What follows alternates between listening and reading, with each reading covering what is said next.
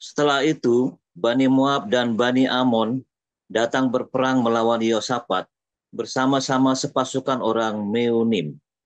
Datanglah orang memberitahukan Yosafat, suatu laskar yang besar datang dari seberang laut Asin, dari Edom, menyerang tuanku. Sekarang mereka di Hazezon, Tamar, yakni En-Gedi. Yosafat menjadi takut, lalu mengambil keputusan untuk mencari Tuhan. Ia menyuruhkan kepada seluruh Yehuda supaya berpuasa. Dan Yehuda berkumpul untuk meminta pertolongan daripada Tuhan. Mereka datang dari semua kota di Yehuda untuk mencari Tuhan. Lalu Yosafat berdiri di tengah-tengah jemaah Yehuda dan Yerusalem di rumah Tuhan, di muka pelataran yang baru, dan berkata, "Ya Tuhan, Allah nenek moyang kami, bukankah Engkau Allah di dalam sorga? Bukankah Engkau memerintah atas segenap kerajaan bangsa? Kuasa dan keperkasaan ada di dalam tangan-Mu, sehingga tidak ada orang yang dapat bertahan melawan Engkau. Bukankah Engkau Allah kami yang menghalau penduduk tanah ini dari depan umat-Mu Israel dan memberikannya kepada keturunan Abraham, sahabat-Mu itu, untuk selama-lamanya?" Lalu mereka mendiami tanah itu dan mendirikan bagimu tempat kudus untuk namamu. Kata mereka, bila sesuatu malapetaka menimpa kami, yakni pedang, penghukuman, penyakit sampar atau kelaparan, kami akan berdiri di muka rumah ini, di hadapanmu, karena namamu tinggal di dalam rumah ini. Dan kami akan berseru kepadamu di dalam kesesakan kami, sampai engkau mendengar dan menyelamatkan kami. Sekarang lihatlah, Bani Amon dan Moab dan orang-orang dari pegunungan Seir ini. Ketika orang Israel datang dari tanah Mesir, engkau melarang mereka memasuki negerinya. Oleh sebab itu, mereka menjauhinya dan tidak memusnahkannya. Lihatlah, sebagai pembalasan mereka datang mengusir kami dari tanah milik orang yang engkau wariskan kepada kami. Ya Allah kami, tidakkah engkau akan menghukum mereka? Karena kami tidak mempunyai kekuatan untuk menghadapi laskar yang besar ini yang datang menyerang kami. Kami tidak tahu apa yang harus kami lakukan, tetapi kami tertuju, tetapi mata kami tertuju kepada. Sementara itu, seluruh Yehuda berdiri di hadapan Tuhan, juga segenap keluarga mereka dan istri dan anak-anak mereka. Lalu Yahaziel bin Zakaria bin Benaya bin Matanya, seorang Lewi dari Bani Asaf, dihinggapi roh Tuhan di tengah-tengah jemaat dan berseru, "Camkanlah hai seluruh Yehuda dan penduduk Yerusalem dan tuanku Raja Yosafat, beginilah firman Tuhan kepadamu. Janganlah kamu takut dan terkejut karena laskar yang besar ini, sebab bukan kamu yang akan berperang, melainkan Allah. Besok haruslah kamu turun menyerang mereka. Mereka akan mendaki pendakian Ziz, dan kamu akan mendapati mereka di ujung lembah, di muka padang gurun Yeruel. Dalam peperangan ini tidak usah kamu bertempur, hai Yehuda dan Yerusalem. Tinggallah berdiri di tempatmu, dan lihatlah bagaimana Tuhan memberikan kemenangan kepadamu. Janganlah kamu takut dan terkejut. Majulah besok menghadapi mereka. Tuhan akan menyertai kamu. Lalu berlututlah Yosafat dengan mukanya ke tanah.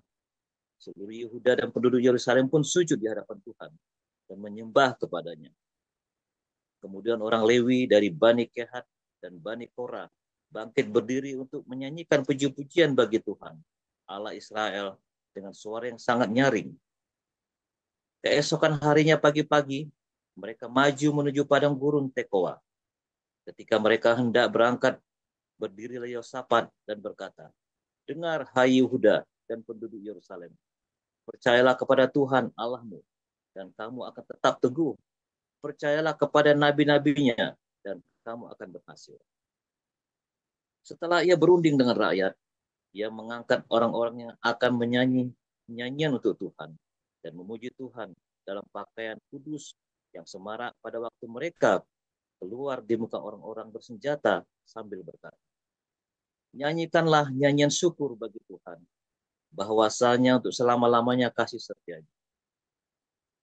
Ketika mereka mulai bersorak-sorai dan menyanyikan nyanyian pujian, dibuat Tuhanlah penghadangan terhadap Bani Amon dan Moab dan orang-orang dari Gunung Seir yang hendak menyerang Yehuda, sehingga mereka terpukul kalah. Lalu Bani Amon dan Moab berdiri menentang penduduk pegunungan Seir, hendak menumpas dan memunahkan mereka. Segera sesudah mereka membinasakan penduduk Seir, mereka saling bunuh-membunuh. Ketika orang Yehuda tiba di tempat peninjauan di padang gurun, mereka menengok ke tempat laskar itu. Tampaklah semua telah menjadi bangkai berhantaran di tanah. Tidak ada yang terluka. Lalu Yosafat dan orang-orangnya turun untuk menjara barang-barang mereka. Mereka menemukan banyak ternak, harta milik, pakaian, dan barang-barang berharga. Yang mereka rampas itu lebih banyak daripada yang dapat dibawa. 3 hari lamanya mereka menjara barang-barang itu, karena begitu banyaknya. Pada hari keempat, mereka berkumpul di lembah pujian. Di sanalah mereka memuji Tuhan. Dan itulah sebabnya orang menamakan tempat itu lembah pujian hingga sekarang. Lalu pulanglah sekalian orang Yehuda dan Yerusalem dengan Yosafat di depan. Mereka kembali ke Yerusalem dengan sukacita, karena Tuhan telah membuat mereka bersukacita karena kekalahan musuh mereka. Mereka masuk ke Yerusalem dengan gabus dan kecapi dan nafiri, lalu menuju rumah Tuhan. Ketakutan yang dari Allah menghinggapi semua kerajaan negeri-negeri lain ketika mereka mendengar bahwa Tuhan yang berperang melawan musuh-musuh Israel. Dan kerajaan Yosafat amanlah, karena Allahnya mengaruniakan keamanan kepadanya di segala penjuru. Yosafat memerintah atas Yehuda.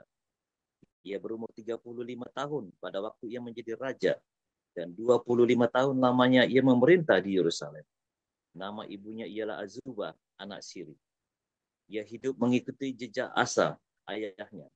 Ia tidak menyimpang daripadanya dan melakukan apa yang benar di mata Tuhan. Hanya bukit-bukit pengorbanan tidak dijauhkan. Bangsa itu belum mengarahkan hatinya kepada Allah nenek moyang mereka. Selebihnya dari riwayat Yosafat, dari awal sampai akhir, sesungguhnya semuanya itu tertulis di dalam riwayat Yehu bin Hanani yang tercantum di dalam kitab Raja-Raja Israel.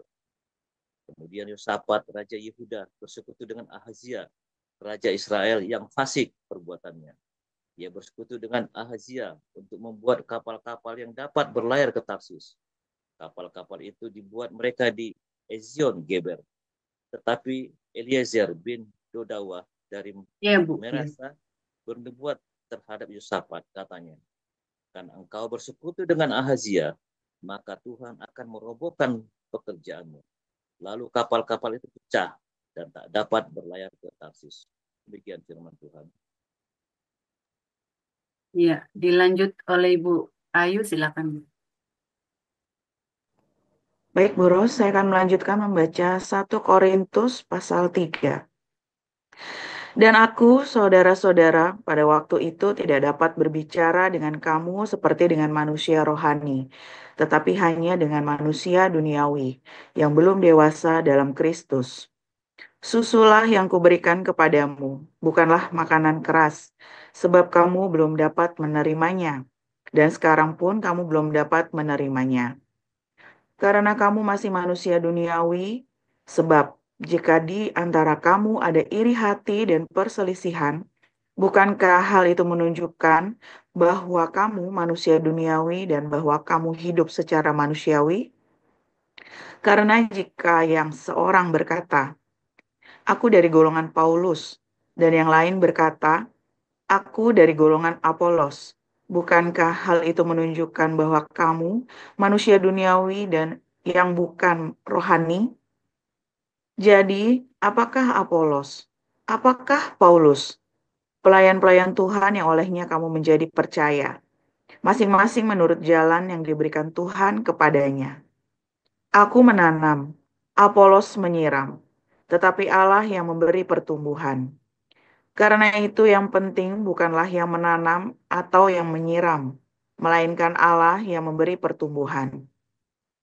Baik yang menanam maupun yang menyiram adalah sama, dan masing-masing akan menerima upahnya sesuai dengan pekerjaannya sendiri. Karena kami adalah kawan sekerja Allah, kamu adalah ladang Allah, bangunan Allah. Sesuai dengan kasih karunia Allah yang dianugerahkan kepadaku, aku sebagai seorang ahli bangunan yang cakap telah meletakkan dasar, dan orang lain membangun terus di atasnya. Tetapi tiap-tiap orang harus memperhatikan bagaimana ia harus membangun di atasnya. Karena tidak ada seorang pun yang dapat meletakkan dasar lain daripada dasar yang telah diletakkan, yaitu Yesus Kristus. Entahkah orang membangun di atas dasar ini dengan emas, perak, batu permata, kayu, rumput kering atau jerami. Sekali kelak pekerjaan masing-masing orang akan nampak, karena hari Tuhan akan menyatakannya. Sebab ia akan nampak dengan api, dan bagaimana pekerjaan masing-masing orang akan diuji oleh api itu. Jika pekerjaan yang dibangun seseorang tahan uji, ia akan mendapat upah. Jika pekerjaannya terbakar, ia akan menderita kerugian. Tetapi ia sendiri akan diselamatkan, tetapi seperti dari dalam api. Tidak tahukah kamu bahwa kamu adalah bait Allah, dan bahwa roh Allah diam di dalam kamu? Jika ada yang membinasakan bait Allah, maka Allah akan membinasakan dia. Sebab bait Allah adalah kudus, dan bait Allah itu ialah kamu. Janganlah ada orang yang menipu dirinya sendiri. Jika ada di antara kamu yang menyangka dirinya berhikmat menurut dunia ini, biarlah ia menjadi bodoh, supaya ia berhikmat. Karena hikmat dunia ini adalah kebodohan bagi Allah. Sebab ada tertulis, ia yang menangkap orang berhikmat dalam kecerdikannya. Dan di tempat lain, Tuhan mengetahui rancangan-rancangan orang berhikmat. Sesungguhnya semuanya sia-sia belaka. Karena itu, janganlah ada orang yang memegahkan dirinya atas manusia, sebab segala sesuatu adalah milikmu, baik Paulus, Apolos, maupun Kefas, baik dunia, hidup, maupun mati, baik waktu sekarang, maupun waktu yang akan datang, semuanya kamu punya. Tetapi kamu adalah milik Kristus, dan Kristus adalah milik Allah. Demikian firman Tuhan. Terima kasih, Bu Ros. Ya, terima kasih kepada para lektor yang sudah membacakan ayat Alkitab, Ibu Ayu Anggreni dan Pak Apur Siahaan. Kita akan mendengarkan renungan Embun Pagi dengan judul Emas Sepuhan versus Emas Murni oleh Gembala kita, Pastor Paul. Silakan, Pastor Paul. Haleluya, firman Tuhan selalu baru bagi kita semua yang menantikan Tuhan. Dengan penuh cinta pengharapan, selalu lakukan perbuatan baik setiap hari. Jangan lupa terus berbuat baik, dan jangan lupa perkataan-perkataan yang baik selalu keluar dari mulutmu, supaya nubuatan buat hidupmu juga baik.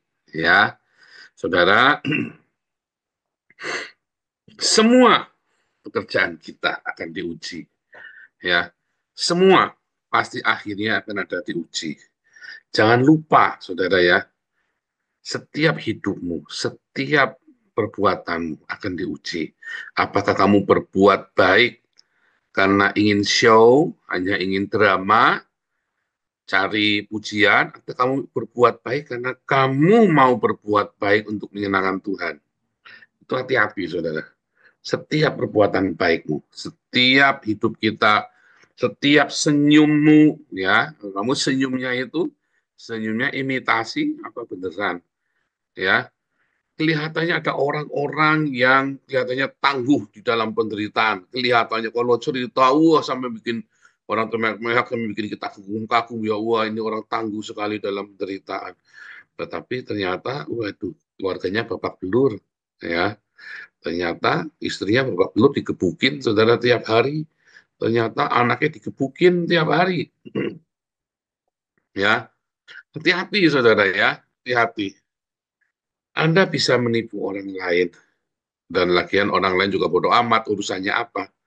Tapi sebenarnya Anda sendiri yang tahu. Ya, Kalau saya memilih untuk jujur dalam kehidupan, supaya nggak susah. Kalau orang yang banyak pakai topeng hidupnya susah, saudara. Ya saya nggak punya teman, nggak apa-apa. Orang nggak suka saya, nggak apa-apa. Tapi saya jujur, saya nggak pakai topeng, nggak ada drama, nggak ada teatrikal, ya. Tidak ada akrobat sana, akrobat sini. Ya ini beginilah saya, ya. Enak hidupnya tenang. Sehingga ketika saya salah pun, saya langsung cepat beres. Saya tidak perlu memperbaiki dramanya, tapi saya memperbaiki hidup saya langsung. Orang-orang yang hidupnya penuh dengan retorika, penuh dengan drama, penuh dengan topeng, maka dia repot sekali memperbaiki kemasan. Karena dia kebiasaan hidup dengan topeng, begitu ada yang filternya, yang pakai itu ya, ada yang di medsos itu suka pakai filter. Anda ribet dengan filter, ya. Anda ribet sekali dengan filter. Mengapa kita harus ribet dengan filter? Karena kita nggak ingin kelihatan jelek, ya kan? Nah, di dalam kehidupan, ya kalau semua dalam media sosial apa mah boleh-boleh saja. Tapi dalam kehidupan sehari-hari, jangan pakai topeng, saudara. Ya, nggak usah pakai filter-filteran. Maksudnya filter topeng itu ya, yang kelihatan cantik, kelihatan putih, kelihatan muda, dan sebagainya macam. Dalam kehidupan sehari-hari, kita jangan pakai topeng, saudara. Sebab ketika kamu bikin salah, kamu akan sibuk untuk memperbaiki topengnya. Akhirnya, kamu fokus dengan topengnya, kamu fokus dengan supaya kamu kelihatan baik. Lama-lama kamu tidak pernah fokus dengan perbuatan baik itu sendiri, tapi kamu akan fokus bagaimana membuat citra yang baik dan itu kemudian menjadi karaktermu. Dan kamu tidak pernah tahu ketika kamu berusaha membuat citra menjadi baik, ternyata kamu tidak sedang berbuat baik. Kamu sedang memperbaiki citra topengmu. Dan kamu nggak sadar, kamu kira kamu sedang berbuat baik. Karena apa? Karena udah kebiasaan. Kamu pikir itulah perbuatan baik. Ya, saudara hati-hati loh. Ya, saya banyak ketemu orang-orang, ya, dia debat dengan saya ya. Saya ini kurang baik apa Pak? Saya sudah bikin begini, bikin begitu ya. Tetapi hanya topeng, saudara. Seperti orang kaya, orang muda yang kaya raya datang pada Yesus sudah bikin baik, semua baik. Tapi ternyata hanya topeng, hanya kemasan. Ketika Yesus tantang benar-benar isi hatinya, semuanya nggak berani. Ya, jual hartamu. Nggak berani. Karena dia biasa pakai topeng hidupnya. Perbuatan baik sebagai topeng. Nah, setiap pagi, ya Anda selalu berpikir bagaimana supaya kamu berbuat baik. Bukan supaya topengmu baik. Ya, berbuatlah kebaikan, bukan supaya kamu kelihatan baik. Bahaya sekali. Bahaya sekali ketika kamu setiap pagi bangun butuh pencitraan. Siapa di sini yang masih pakai pencitraan? Aduh, bertobat, saudara. Karena suatu hari ketika ya di dalam masa-masa pengujian, kamu akan protes sama Tuhan. Tuhan, aku sudah bikin begini, aku sudah bikin begitu, aku sudah bikin begini. Tapi Tuhan bilang, aku tidak kenal kamu. Karena ternyata yang kamu bikin itu adalah topeng semua, pencitraan semua. Ya, saya ngomong begini buat kita semua karena nggak ada yang luput dari emas yang dimurnikan itu dibakar. Yang tahu nanti kalau sudah dibakar, kamu kecewa. Tuhan, aku kecewa. Aku sudah begini, sudah begitu. Kenapa aku selalu sial? Aku sudah begini, sudah begitu. Kenapa yang aku inginkan tidak dikabulkan? Kenapa doaku dikabulkan? Aku sudah bikin begini, sudah bikin begitu. Itu karena yang kamu bikin adalah pencitraan. Karena yang kamu bikin adalah supaya kamu kelihatan baik. Tapi ketika kamu berbuat baik, sungguh-sungguh berbuat baik, maka kamu tahu bukan karena aku begini, maka Tuhan akan kabulkan doaku, sekalipun aku ya menderita kerugian, sekalipun aku menderita kekurangan, sekalipun aku di dalam masalah, aku tetap akan berbuat baik. Itulah perbuatan baik yang benar. Maka ketika kamu dibakar, diuji dalam segala pencobaan, ya emas yang keluar. Tetapi ketika kamu pencitraan, ketika topengnya itu luntur, emasnya luntur, ya tinggal bahan dasarnya apa? Kotoran kah? kayu kah, kayu busuk kah, kelihatan semuanya, saudara. Dan saat itu udah terlambat. Ya, saat itu terlambat, hancur semua semua perbuatan itu baik. Kamu tidak sanggup untuk ditegur. Ya, ketika kamu ditegur, nggak terima. Ya, gereja-gereja kan banyak pencitraan. Gereja-gereja kan, gereja itu paling banyak pencitraan. Bikin diakonia, diakonia, saudara ya. Cuman pencitraan doang. Ya kan, sebentar aja bubar. Ya, kayak tempatnya Gilbert bikin diakonia sebentar aja bubar. Ya kan, bikin apa lagi sebentar bubar. Ya, yang penting kita sudah melakukan. Ya kan, bukan kamu belum melakukan. Ada tantangan sedikit bubar, gesekan dikit ngamuk, tersinggung, pulang, mutung. Itu berarti kamu bukan dari emas murni, kamu emas sepuhan. Pengurus-pengurus di sini juga sama, bukan cuma gereja, pengurusnya kita pun sama ya. Kekiran mutung, apa mutung, ya karena kamu emasnya sepuhan. Saya sedih sekali, ya. Oh begitu kekiran sesama pengurus mutung, kekiran sama mutung lagi pergi. Saya sampai gede-gede kepala ya. Ya maaf ya, waduh kamu emasnya sepuhan ternyata ya, kelihatannya bagus, kinclong, kelihatannya kamu sungguh-sungguh, pikiran mutung, apa dikit mutung. Dan sedih ya, saudara 4 tahun sama kita, tiba-tiba cuman gara-gara masalah sepele mutung pergi. Sedih, saya sedih saudara ya. Saya sedih saudara ya. Ya, kalau mau diturutin saya juga pengen mutung. Kalau mau diturutin saya juga pengen mutung. Fitnahnya terusan, duitnya nggak ada, fitnahnya terusan, saudara ya. Saya juga pengen mutung sebenarnya, cuman lagi mana, saudara? Kalau saya mutung mau kerja apa? Aduh, kasihan. Pengennya mutung, saudara. Pengennya kerja. Kemarin saya nyoba pengen jadi supir taksi. Ternyata syaratnya banyak banget, ruwet, saudara ya. Harus bikin ini, waduh, supir taksi mesti pakai mobil baru. Ini lagi, ya belum sudah keluar duit, belum lagi jadi supir taksi. Dia bilang, waduh kasihan si Paul. Memang saya nggak ada kerjaan, bisanya cuma ini kerjaan saya. Jadi kalau saya mutung ya repot. Saudara. Mau kerja apa saya kalau mutung? Ya sudahlah ini saja. Mencangkul aku tak mau, tak mampu, mengemis aku malu. Tapi bisanya ini saja saya. Nah, kalau orang kayak saya, mencangkul aku tak mampu, mengemis aku malu, kamu tidak akan mutungan, saudara. Mutungan bongkan kaliren, ngelih kamu, saudara. Itu ya, saudara ya. Nah, kadang-kadang ada orang kayak saya, ya, saudara ya.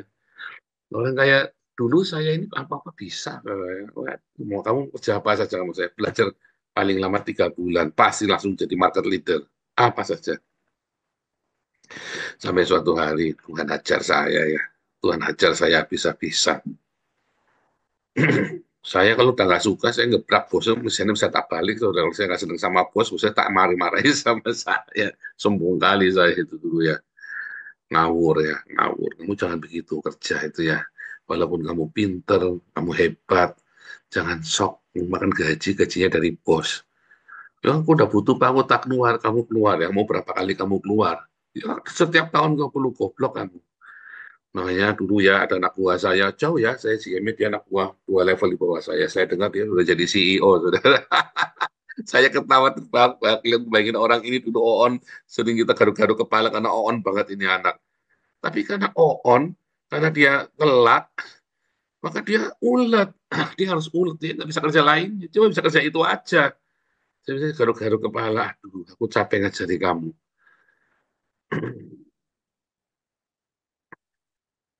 Tapi karena dia bisanya cuma itu, jadi ulet. Ya, sayang sekali ya, saudara ya, sayang sekali. CEO di perusahaan tempat saya kerja dulu, ya, perusahaan gede ya. Jadi CEO di perusahaan gede dia. Dia sampai gede-gede kepala. Hebat ini orang. Karena tadi mencangkul aku tak mampu, mengemis aku malu. Dia nggak punya kerjaan lain itu. Saya juga begitu ya sekarang ya. Dulu saya sombong ya dikit-dikit. Ini pekerjaan paling lama yang saya belum pindah-pindah sampai hari ini. Dari tahun 2015 sampai hari ini udah 10 tahun. Saya belum beranjak, saudara. Kita ngerintis komunitas kita sudah 4 tahun ini ya. Ya begini, saya belum beranjak. Ya difitnah, kita gesekan, kita gegeran, kita apa. Mau apa lagi saya itu? Bisanya cuman ini. Sehingga lama-lama teruji. Ya, ketika kamu berpikir ya dengan kerendahan hati, Tuhan aku bisanya cuman ini Tuhan. Tolong aku Tuhan. Maka kamu akan belajar setia dengan pekerjaan. Siapa di sini yang kerjanya cuman jadi tukang ojek? Setia dengan pekerjaanmu. Sungguh-sungguh ya. Kamu jangan bilang tukang ojek nggak bisa kaya, saudara. Itu si Kang Dedi KDM itu tukang ojek dulu, saudara. Jangan macam-macam. Dulu tukang ojek, rajin. Saya baca biografinya ya, wih, ternyata tukang ojek. Hebat ini orang. Tekun, rajin. Memang caranya dia memotivasi orang-orang, kalau lihat di media sosialnya, hebat ya saudara, ya, cara memotivasi orang. Makanya karena dia juga mulai dari bawah, dari tukang ojek. Ya, karena jangan kecil hati, setia yang jujur, rendah hati, jangan tersinggungan. Selalu ada rezeki, selalu ada jalan. Suatu hari kamu akan naik kelas. Kalau kamu jujur, rendah hati, ya, rajin, jujur, rendah hati. 3 hal ini, saudara. Kamu pasti sukses. Pinter dan segala macam itu hanya kembang. Yang penting kamu rajin, jujur, rendah hati. Tidak akan belajar, pasti kamu sukses. Syukur-syukur kamu pinter, ya. Jadi kamu nggak terlalu berat. Syukur-syukur kamu pinter. Tapi paling penting rajin, jujur, rendah hati. Tidak akan meleset. Nah itulah emas. Kalau kamu belajar punya karakter seperti dia, rajin, jujur, rendah hati, dia terbuka, jujur ya, murni hati, polos. Kamu nanti akan ya ditempa jadi emas yang murni.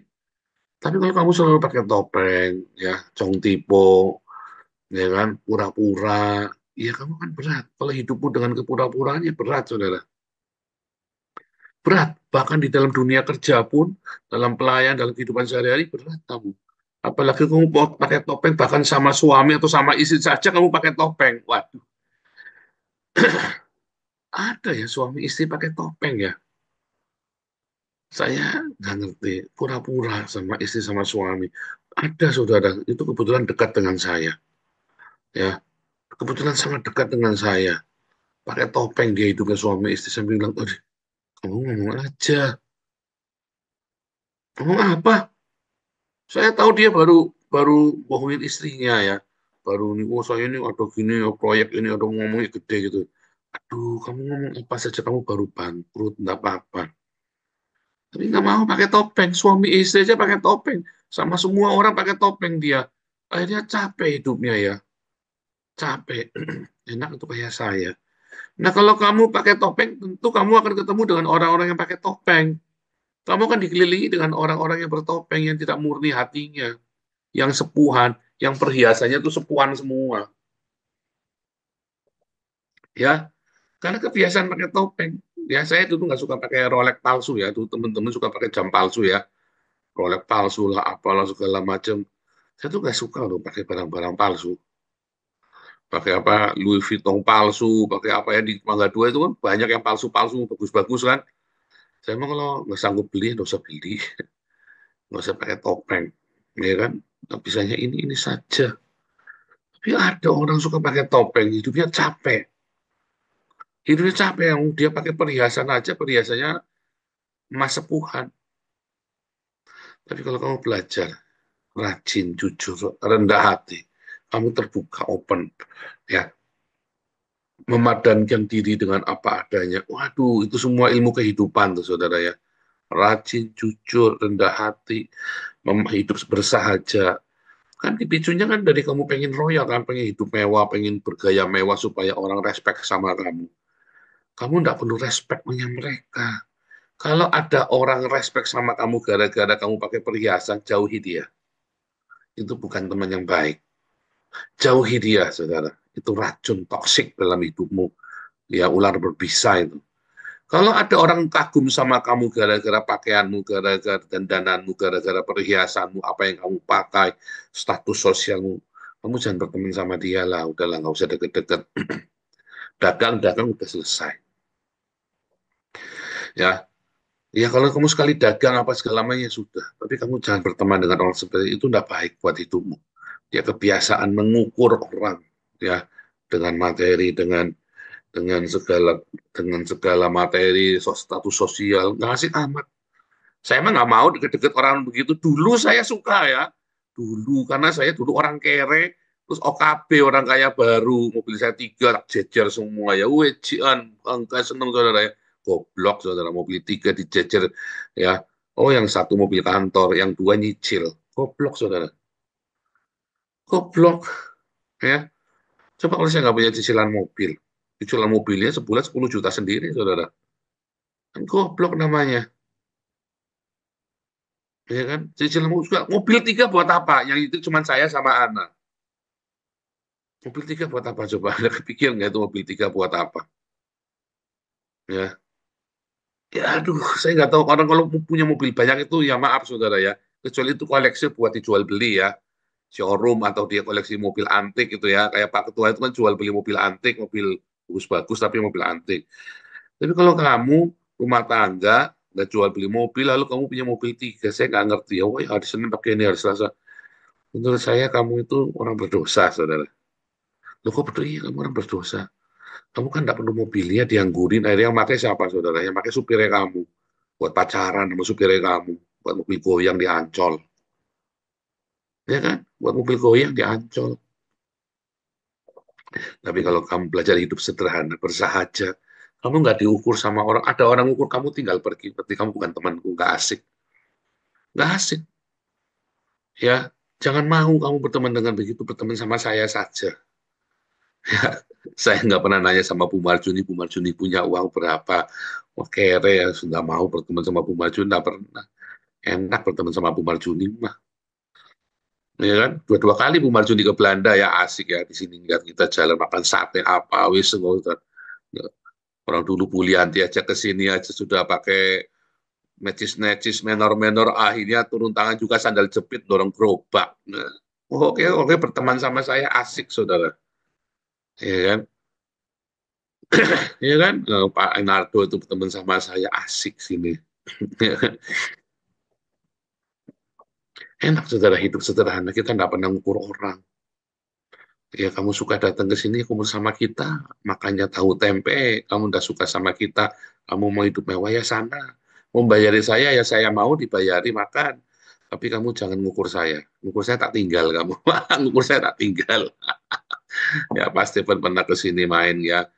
Pak HW segala macam kita mah nggak urusan kita begini enak ya orang kayak kita yang nggak pernah pakai topeng ya hidupnya dengan orang-orang yang tidak bertopeng apa adanya kita nggak mau diukur bodoh amat begitu saudara sehingga apa karena kita hidupnya sederhana maka kita nggak perlu pakai topeng maka teman-teman kita orang-orang yang sederhana juga kalau kamu pakai topeng ya kamu ketemu orang pakai topeng capek sana kamu hidup ngurusi orang-orang begitu mah capek saudara ya kalau kamu suka ya nggak apa-apa sana kalau saya mah nggak suka. Dan biasanya nanti kamu juga nggak cocok sama kita. Karena kita nggak suka pakai topeng apa adanya saja hidupnya. Sederhana. Sehingga apa, ketika kita punya masalah, itu masalahnya sesungguhnya yaitu. Bukan topengnya.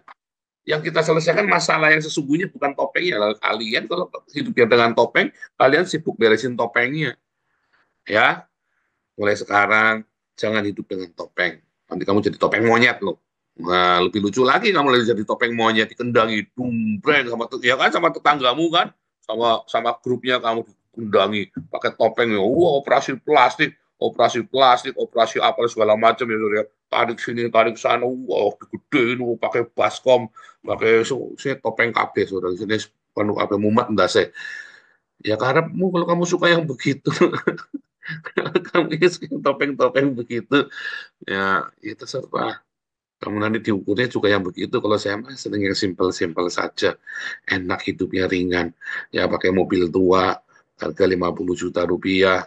Ya kan, yang penting jangan mogok. Hidupnya sederhana, pakai kaosan $10. Ya kan, pakai kaosan murah. Beli di Action ya, beli di itu. Pakai jas, beli di Kringlop di toko bekas. Seneng, happy. Happy, seneng saudara ya. Seneng. Ya kan, orang ketemu sama saya juga ndak iri sama saya. Mau iri apa sama saya coba? Ya, bukan Pak Enardo datang mau iri apa? Mau iri apa Pak Enardo sama saya? Garu-garu kepala lebih kayak Pak Enardo. Marcel datang lihat ke sini juga mau iri apa sama saya. Edwin ke sini, Profesor Metatron itu. Mau iri apa nggak ada yang diiri ini. Akhirnya kita sama-sama kerja bersama. Siapa saja nggak bisa iri sama saya. Karena apa ya? Karena nggak ada yang diiri ini. Kalau kamu iri sama saya, berarti kamu nggak kenal sama saya. Karena keluarga kita hidup dalam kesederhanaan. Simple, bahagia. Karena nggak pakai topeng. Kamu akan bahagia. Hati-hati nanti kamu dikendangi. Dung dung breng, topeng monyet sarimi. Hati-hati kamu saudara. Pakai topeng itu mau capek. Ya, ayo singkirkan topengmu. Hidup di dalam kemurnian hati. Sehingga kalau ada masalah, yang muncul hanya emas yang murni, bukan emas sepuhan. Ya, itu adalah makanan yang keras buatmu. Itu adalah makanan yang keras. Jadi anak-anakmu, siapapun ya meneladani hidupmu. Orang lihat teladan dalam hidupmu yang sederhana. Ya, orang lihat hidupmu yang penuh dengan simple.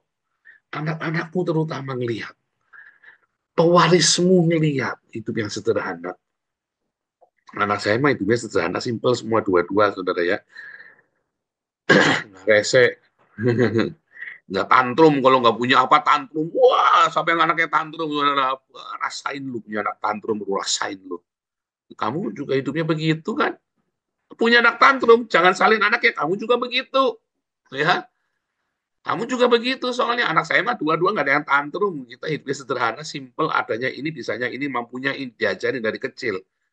Ya, untuk kelasnya berapa? Saya sampai tanya, ya anak saya mau beli handphone bagus yang mana ya. Sebentar, temen kamu pakai handphonenya apa? Tak marahi, saudara. Jangan. Nanti kamu diirini sama teman kamu, kita pusing nanti. Malah nggak boleh, saudara.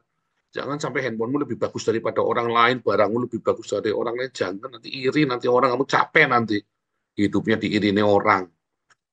Benar nggak? Jangan sampai hidupmu ya, tadi saya di Koinonia, di Den Haag, kayak kita cerita. Kalau kamu punya keberuntungan, kamu jangan suka pamerin ke orang. Nanti kamu masalahnya banyak. Ya, jangan suka pamer kalau kamu beruntung.